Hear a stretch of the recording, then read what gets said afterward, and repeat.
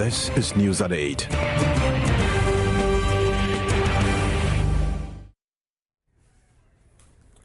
Coming up in the bulletin, government mulls strict enforcement of AMA bylaws on opening and closing of markets as a way of checking recent fires. On the occasion of World Environment Day, people are being advised to reduce the amount of food left to go waste, 1.3 billion tons every year. Fishermen Association call for thorough investigations into alleged use of toxic chemical in preservation of fish by some of their colleagues. Deputy Finance Minister proposes review of retirement age after census report reveals more Ghanaians are living beyond their 65th birthday.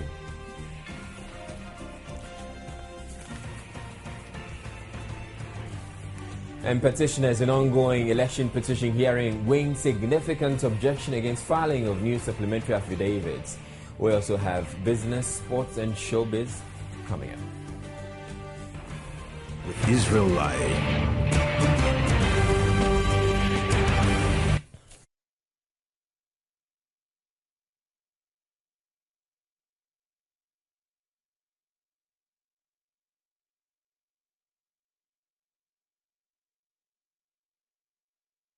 Now, government says it is yet to determine the sort of assistance it will give traders who were affected by last night's fire at the Markola No. 2 market in Accra. The fire brings to 6 the number of markets razed down by fire within 2 months. Addressing the daily press briefing at the Flagstaff House today, Deputy Information Minister Murtala Mohammed extended government sympathies to the affected traders, adding government would act on the situation. They however called for restraint in the wake of what some have described as arson attacks on markets and public places to allow the security services investigate the matter. In the short term, though, he said government would push for the enforcement of the AMA's 6-to-6 directive for opening and closing markets. Fires that is guttering, if you like, our markets. It is of tremendous concern to government, and we are hopeful that we would certainly get to know the cause. Because His Excellency the President said that, in as much as we experience that, the consistency with which we experience it, creates or tend to virtually affirm the assertion or the suspicion many people have that it may be as a result of arson. We can only establish that after the investigation. Let's just exercise a little patience, and let's demand that the security agencies do their work as quickly as possible, and we are very optimistic that they will do their work as quickly as possible. Government expresses his sympathy and empathy to those who have lost property.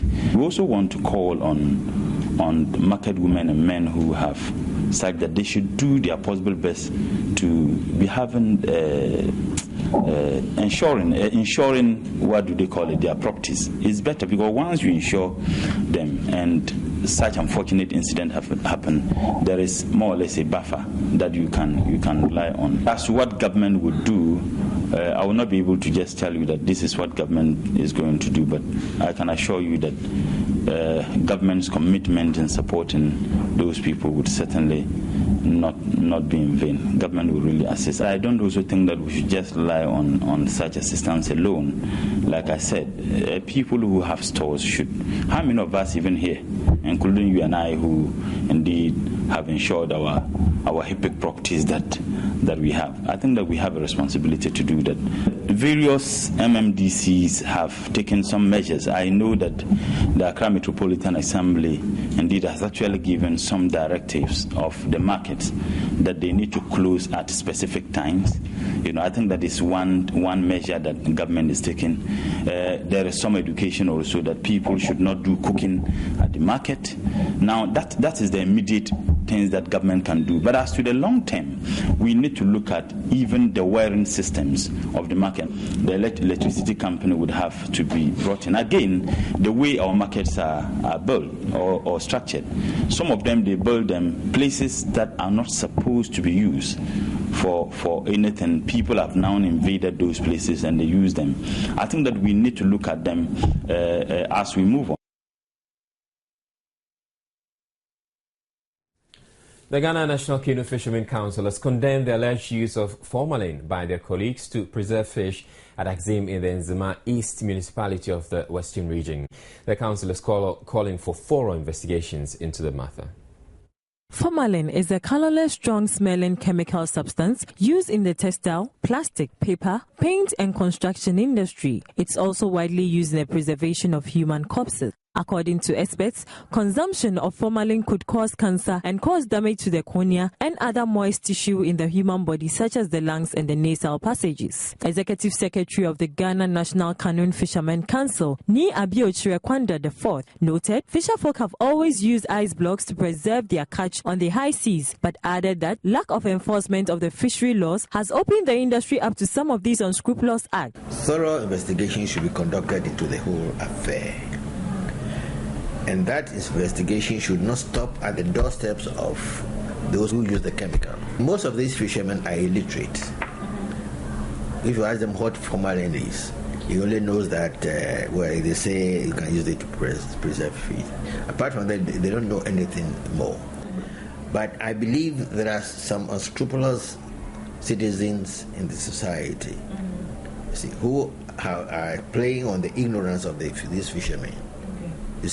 To sort of introduce them to the use of this formalin. He further noted the council has also set up a committee to investigate the issue and hope to come out with a report by Tuesday. Some fisherfolk Joy News has been speaking to said they are not yet to notice traces of the supposed chemical in the fish stock they have been receiving. Some people who used to stay at the sit-up maybe 3 or 5 days, those people are getting everything in the boat. Ice cubes. Don't use any chemicals at all in this place in Jamestown Beach. We don't use any chemicals at all.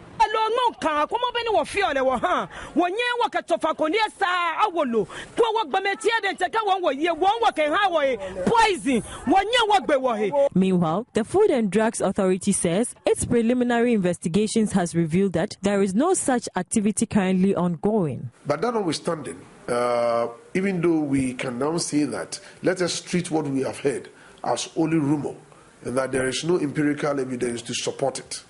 We will not rest there. We'll have to carry out other activities. And specifically, as regulators, we need to monitor and then we need to sample and test fish. Consumers have been advised to carefully examine the fish they buy to ensure they smell as normal fish do and feel tender as well. Well, Executive Director, Environmental Protection Agency Daniel Amlalo has urged Ghanaians to reduce the amount of food left to go waste to bring about environmental sustainability. Speaking at the 2013 World Environment Day celebration in Accra, he said the Food and Agricultural Organization statistics show that 1.3 billion tons of food are wasted every year. Yet at the same time, 1 in every 7 people in the world go hungry daily, and more than 20,000 children under the age of 5 die daily from hunger.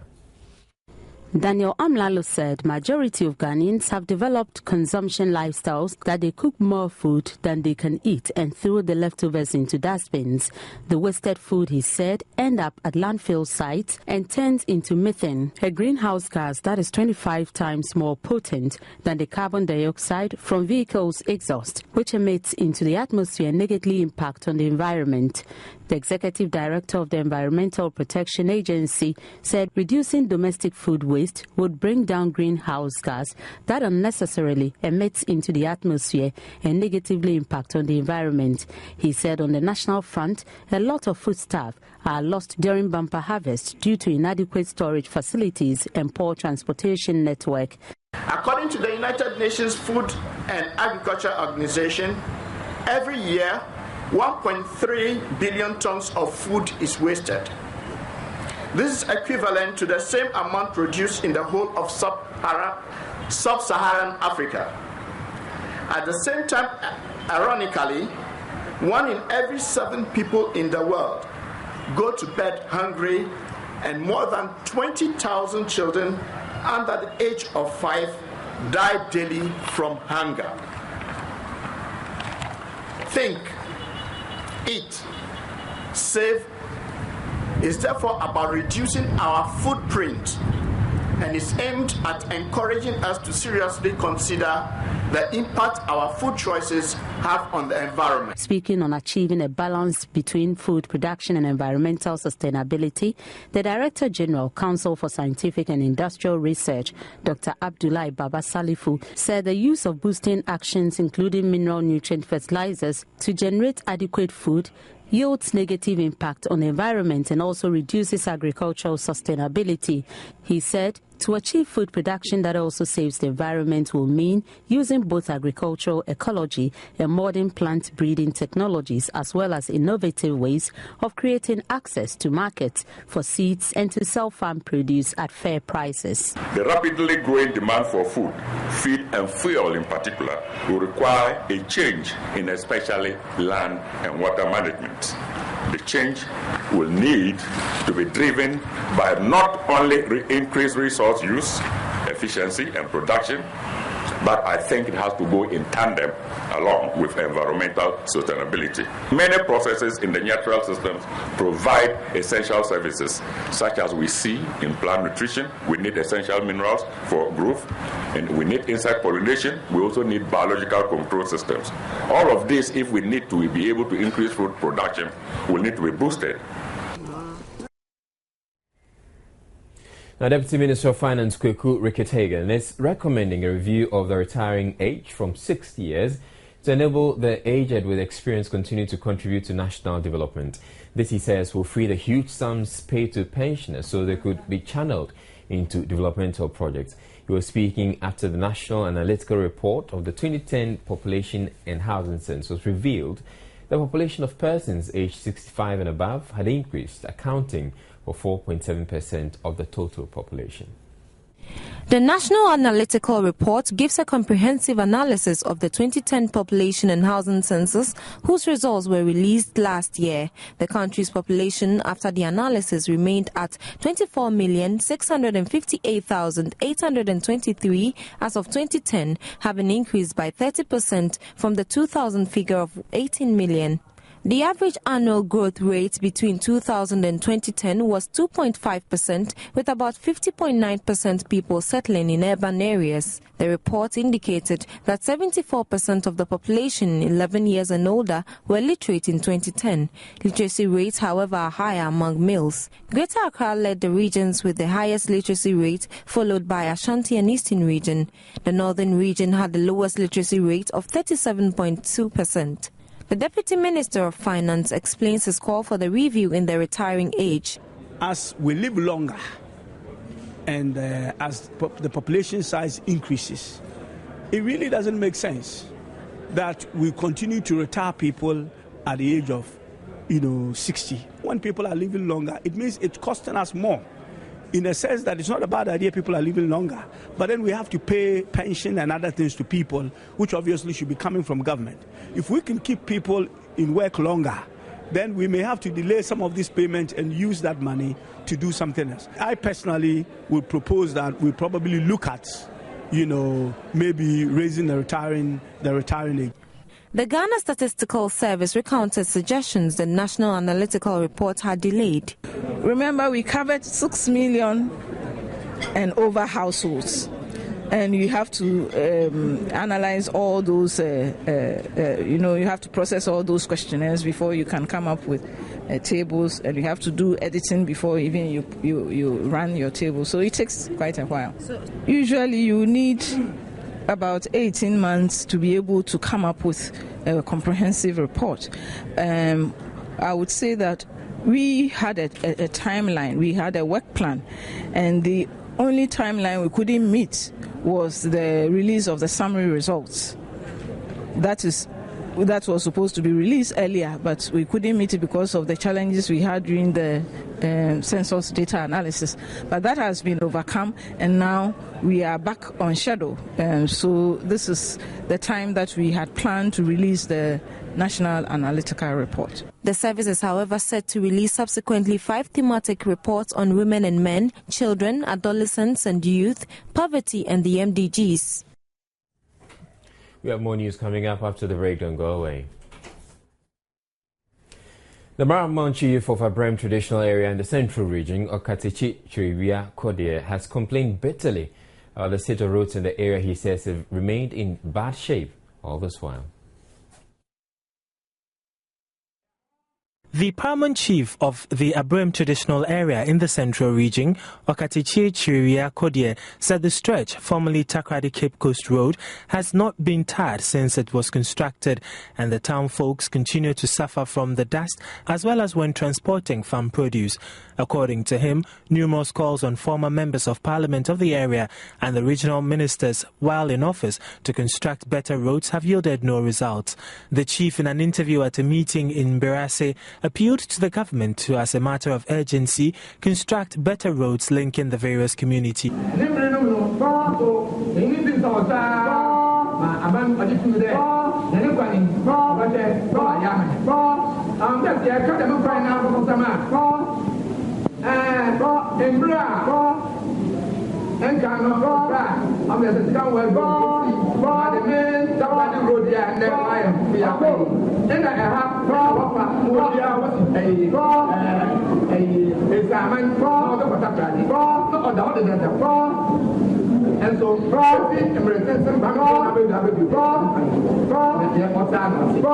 Among some of the problems the paramount chief raised include the unemployment rate in the area, lack of places of convenience, poor lighting system, and the low level of education.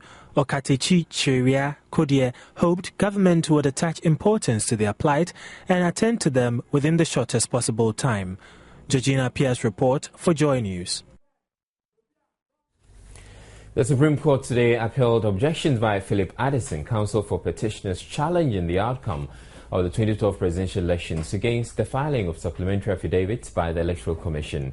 The fresh filing of the supplementary affidavit of 50 biometric verification report at the Supreme Court Registry became the bone of contention between counsel for the petitioners and those on the side of the respondent. Lead counsel for the petitioners, Philip Addison, objected to the manner of filing and timing of the affidavit, saying it was subversive to justice and contrary to an earlier order of the court for parties to file affidavit evidence within a specified time. Counsel for the Electoral Commission, James Kwashi Aidan, was making a case for the affidavit to be admitted because it was relevant to the case and it being out of time could be remedied. He said his understanding when the court on Monday upheld an objection by Addison to the filing of a voters' register was that the upheld objection was not a blanket embargo on documents and equipment entrusted in the custody of AC for the 2012 elections. On the other hand, counsel for President Mahama, Tony Letha, thought Addison was raising the objection at the wrong time. Tony Letha was cross-examining Dr. Kwejo Afarijan and referring to the freshly filed biometric verification reports of 50 polling stations. He asked if Dr. Afarijan would know whether biometric verification took place in those polling stations. Dr. Afarijan, in his explanation, said that the printouts of the biometric verifications showed that no one voted in the complaint polling stations without going through verification. But Addison objected to the reference to the document on the grounds that it could not be said to be before the court. Tony Letha promptly objected to his objection and said the court had made an earlier determination stopping respondents from raising objections while Addison was cross-examining John Esiedun-Ketia. The court consequently retired for a while and returned with a decision announced by Chairman Justice William Atuguba. Meanwhile, it was all drama at the Supreme Court when Dr. Kwejo Afarijan appeared to be somewhat confused about the electoral system when cross-examined by Philip Addison. Philip Addison sought from Dr. Kwejo Afarijan if indeed he declared the 2012 presidential elections on the basis of 26,002 polling stations as he had earlier told the court. Dr. Afarijan stated that presidential elections are declared on the basis of 26,002 polling stations and that as at the time he declared the 2012 general elections, he believed that the declaration was based on 26,002 polling stations. Philip Addison put it to the witness that at the time of making the declaration, the returning officer did not know the number of polling stations on which basis the declaration was being made, to which Dr. Afarijan affirmed positively. Hearing continues tomorrow. Now, the Electricity Company of Ghana is asking the PRC, or the Public Utilities Regulatory Commission, to increase its price per unit from 9.76 pesos, which was given to them in 2011, to 30.67 pesos. The amount requested represents a 214% increase, but together, the ECG, VRA, and the Ghana Grid Company want a total tariff increase of about 384% to help them run efficiently. While the VRA is asking for an increase from 8.4% to 19.29 pesos, Gridco wants its tariff increase from 2.3 pesos to 3.18 pesos. VRA's proposal amounts to 128% increase, while Gridco's request represents for a 40% increase.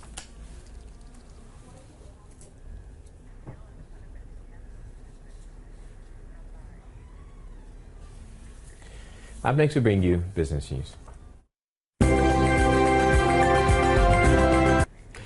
Now, if you're an importer, did you know that you're obliged to insure your goods in Ghana? The insurance law requires all imports except personal effects to be insured locally, and the Insurance Commission, in collaboration with SEBS, is advancing moves to ensure this is strictly enforced. This came to light at a seminar for oil marketing companies organized by Risk Management and Advisory Services. Larry Jagger was a facilitator.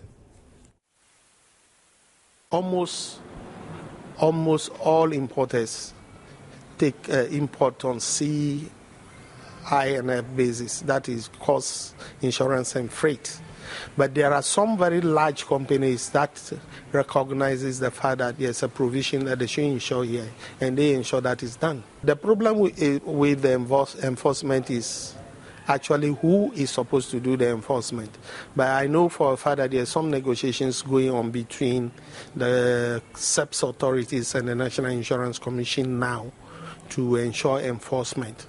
And that may come out anytime from now. You observe that not quite long ago, the National Insurance Commission advertised that provision to bring to the attention of the insuring public that we have a law that demands that imports into the country should be insured in Ghana. There's a penalty, and the penalty is provided in the schedule of the law. The International Finance Corporation is now set to issue a 10-year bond to raise 2 billion cedis in Ghana. This is after the corporation secured approval from the capital market regulator, the SEC, to prepare the local prospectus for the issue.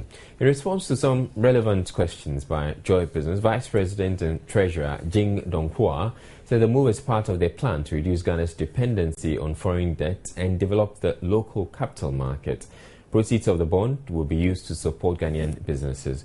The corporation is targeting institutional investors, especially pension fund managers.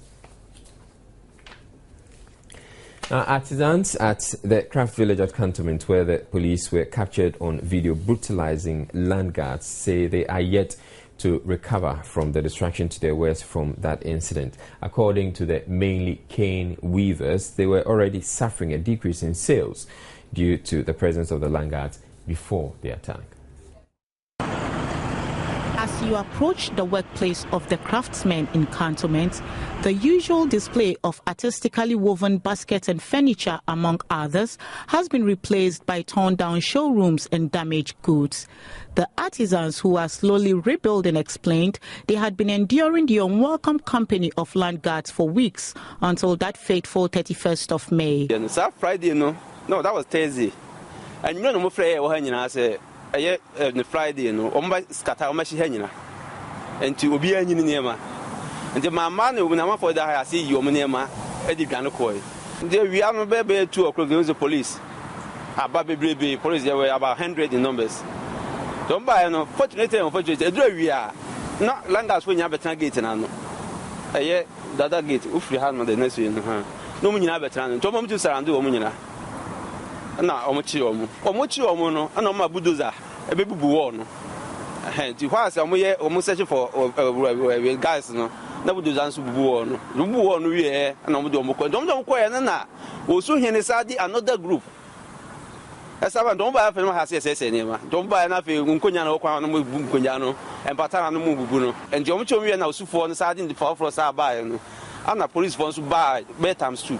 According to them, the pistol and machete wielding land guards who claim to be protecting the land belonging to the Osu stool intimidated them and restricted their movement. Yes, we are afraid I catch you move beyond in Casa. Yantrans, you go Langas, Yahumida, and we are with Mokum. Upon Bumcra machete, Hudo, Bumcra pistols. The Ukojina, and when you went out for Ukra, so your caller, Omebo. We are different pairs, you can so your caller, Omebo.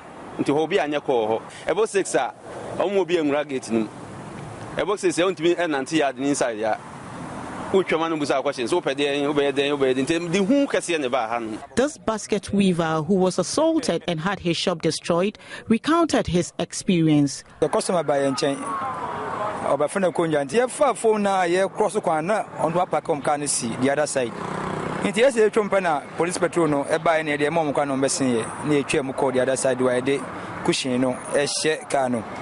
Turana or Mutusha say Kahubi, or is the encounter and the customer and Pukakas, oh, on count and count on my trade, the shaker and still the count and the old boy and Zanomade pepper spray, a Guyaniso. Tina, Yahumbe Bia, Roloquani Chumka, Naso Butubuti, my bed from her, Titia Dona Butubuti. According to Thomas, they have suffered huge losses following the destruction of their goods as well as slow sales. Business, I say in a sense, they say a crown, was a Jumayan, who are betting to Sika, no atom, no. I know Bisu or whom be any fit of so Yaman. Oh, young man, now, I say, you probably committed fee, over commitment fee, and a Sacramento, over to you, Cacra, at was here. Now, why you have a final to scam? Normally, San can go out the half, and now the part payment be out with the permit to Jamobia. Oh, be bad, no, but who said, there be a famous come on over could make 1, 2, whom member say go anyone now, best of us stop on the car cry. Maybe who say be a scow on one as a week, because whom member and go name. He said their occupation of the land was legal, though not permanent, as they pay taxes to the AMA and Ghana Revenue Authority. He added the 31st December Women's Movement, known landowners granted them permission to work on the land, but were warned not to put up permanent structures. The New Vision Handicraft Association, made up of over 80 artisans in 30 shops, work on the disputed land. Nigerian billionaire and Africa's richest man, Aliko Dangote, has become the first African entrepreneur to lay claim to a $20 billion wealth. Aliko Dangote's 93% stake in the Dangote Cement Company is now worth $19.5 billion. He already holds a controlling stake in other publicly listed companies like Dangote Sugar, a National Salt Company of Nigeria, and also has significant shareholdings in other blue-chip companies like Zenith Bank, UBA Group, and Dangote Flour. Also, its extensive real estate portfolio, jets, yachts, and current cash position, which includes more than $300 million in recently awarded Dangote Cement dividends. With all this wealth, Mr. Dangote will be worth more than $20 billion. So the Nigerian billionaire is now among the top 25 richest people in the world, at least richer than the richest men in Russia and India. He is catching up with Americans such as Google's billionaire founders Larry Page and Sergey Brin.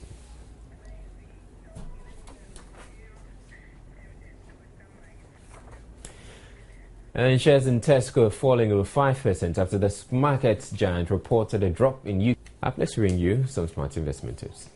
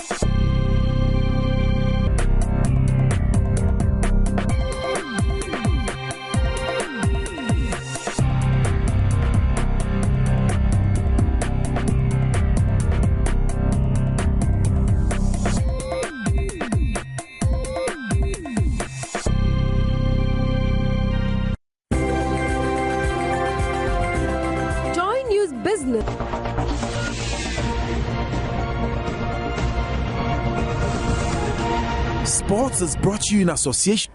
Time for the very latest in the world of sports. My name is George Adejuna. Let's talk about the Black Satellites. And they're heading for Italy tonight to continue preparations for the FIFA Under-20 World Cup set to commence on June 21 in Turkey. Ahead of their departure, the technical team pruned down the 29-man squad, which has been in camp in recent weeks, to 24. Coach of the Ghana national under-20 team, the Black Satellites, Salah Tete, this morning pruned down the 29-man squad, which has been in camp in recent weeks ahead of their departure for Novara, Italy tonight.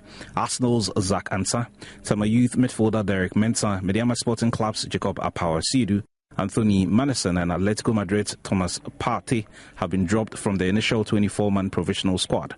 3 foreign base players would later join the squad. Inter Milan's Alfred Duncan will be in Novara to welcome the team, while Black Stars duo Richmond Boache Adam and Baba Abdurrahman will join the team after the 2014 World Cup qualifiers on the 16th of June to increase the squad to 27. The Black Satellites will spend 4 days in Novara before leaving for Switzerland, where they will play a series of friendlies against Kosovo and one against Brazil or Egypt.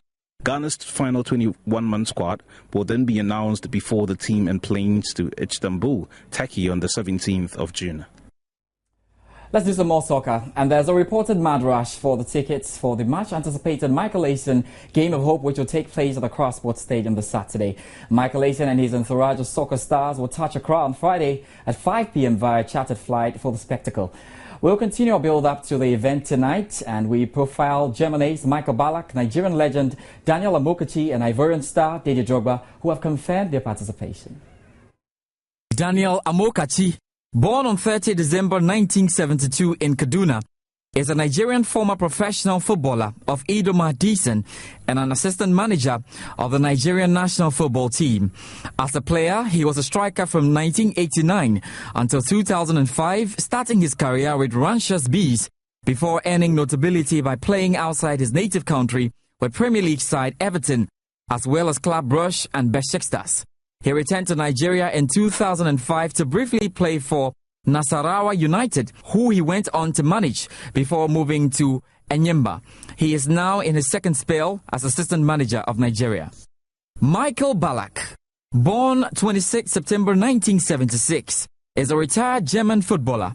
He is amongst the top goal scorers in the history of his international team.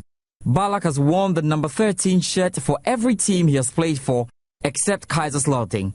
He was selected by Pelé as one of FIFA's 125 greatest living players and as the UEFA Club Midfielder of the Year in 2002. He won the German Footballer of the Year award 3 times in 2002, 2003 and 2005. Ballack was known for his passing range, scoring ability, ball skills and commanding presence in midfield. Didier Drogba, born on 11th March 1978, is an Ivorian footballer who plays as a forward for Galatasaray in the Super League. He is a captain and all-time top scorer of the Cote d'Ivoire national football team. He is best known for his career at Chelsea, for whom he scored more goals than any other foreign player, and is currently the club's 4th highest goal scorer of all time. In October 2012, he was voted by Chelsea supporters as the club's greatest ever player. His key attributes include his physical strength, ability in the air, and his ability to retain possession of the ball. All right, so remember that Joy Sports, we're bringing all this live to you on Friday and Saturday. Let's stay with some cycling news. On stage 9 of the ongoing National Cowbell Bike Tour produced a new holder for the much sought-after yellow jersey. We have on the line our reporter, Sammy Moore, who will be speaking to us. Thank you very much, Sammy Moore, for joining us on the news. What more can you tell us? Hello, Sammy, can you hear me? Yes, I can hear you now. Sammy, give us the very latest in the ongoing National Cowbell Cycling Tour. And George, today the yellow jersey exchanged hands because Prosper Agbo, who was narrowly chasing Isaac Saki, climbed faster and was better. He managed to follow Francis Tete, but Isaac Saki could not follow Samuel Enim, so he couldn't make it to the finish line. And also today's race was very, very exciting because there was the rain and the surface was tricky and it involved a lot of climbing and descending. So tomorrow is a resting day. So we have only 2 more stages to go, and it's very, very, very cagey now because the yellow jersey could also change hands. Sami closed the gap today, followed closely by Henry Tetejangba. So the last two stages promises to be very, very exciting. All right, Sami, thank you very much for your updates. We'll definitely be hearing some more from Sami Moore, who is in Kumasi at the moment. That'll be all the sports tonight. My name is George Adi Jr. Do have a good night. Israelai will rejoin us with Showbiz. Sports was brought to you in association. As is characteristic with almost every music talent show, the inaugural edition of the Glow XFactor experienced a wow moment when a 12-year-old boy shocked judges with his performance of Whitney Houston's I Look to You. Blown away by the boy's voice, one of the judges, rapper M.I., simply described the young boy's voice as the most wonderful voice he had heard in a long time. As I lay me down, having here. At 12 years old, Emmanuel Mensah was the youngest person to audition for Africa's first ever X Factor show. Like the hundreds who turned out for the audition, Emmanuel was hoping to make it to the next stage and ultimately win the mouth-watering prize at stake, $150,000 US cash and a record deal with reputed studio Sony Records. Unfortunately, he did not sail through because of his age. These are gone. In you I hear a song. I look to you.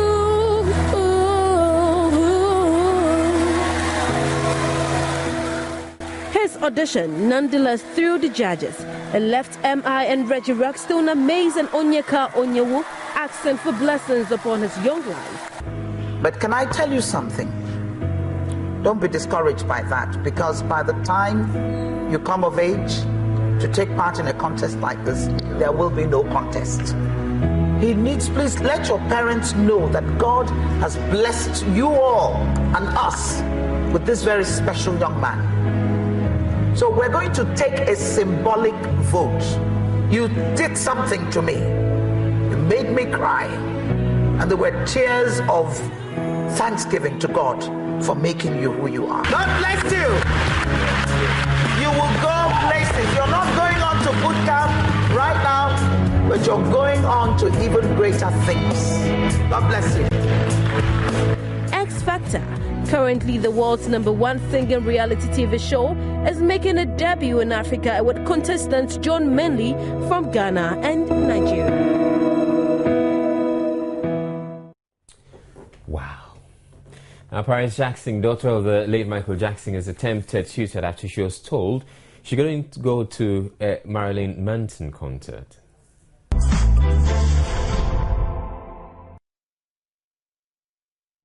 Before we go, here's a recap of our top stories. The government is mulling the strict enforcement of the AMA bylaw on opening and closing of markets as a way of checking recent fires. On the occasion of World Environment Day, people have been advised to reduce the amount of food left to go waste. That's 1.3 billion tons.